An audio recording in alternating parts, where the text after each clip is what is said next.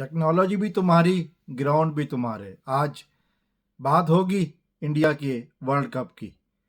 क्या बात है कि दुनिया के अजीम बॉलर कहलाए जाने वालों में, जिसमें मिचेल स्टार्क भी है, रबादा भी है, ट्रेंट बोल्ट भी है, साउदी भी है, मार्क वुड भी है।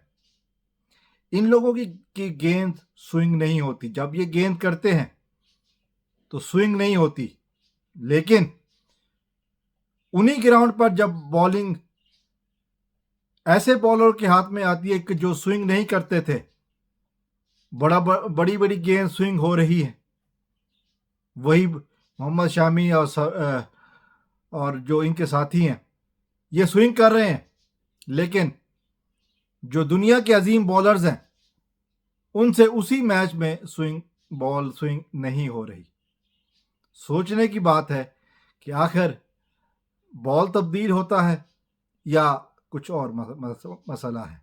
फिर जब डीआरएस की बात आती है तो वही कुछ जो इनकी फिल्मों में दिखाया जाता है वही कुछ सामने आता है, बाद में कुछ और सामने आता है, मैच के दौरान कुछ और सामने आता है। तो क्या वजह है कि ये वर्ल्ड कप इंडिया को वैसे ही दे दिया जाए, किसी मुकाबले की ज़रूरत ही नहीं है। जब आपने इतना सारा कुछ फिक्स कर लिया है तो फिर वर्ल्ड कप का नतीजा किसी से ढका छुपा नहीं है। क्या वजह है कि हम लोग खामोश हैं? दुनिया देख रही है लेकिन खामोश है।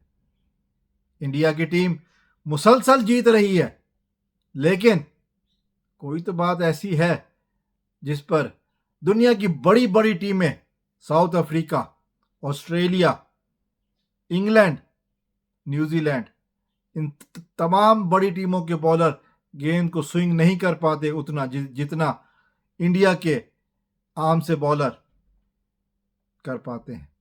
तो फिर सोचने की बात है कि कुछ तो गड़बड़ है, कुछ तो बात है जिसकी को छुपाया जा रहा है। फिर आलमी मीडिया भी खामोश है। बीसीसीआई, आईसीसी और सब बोर्ड को मिल बैठकर सोचना होगा कि धांधली कहाँ हो रही है, कहाँ हो चुकी है।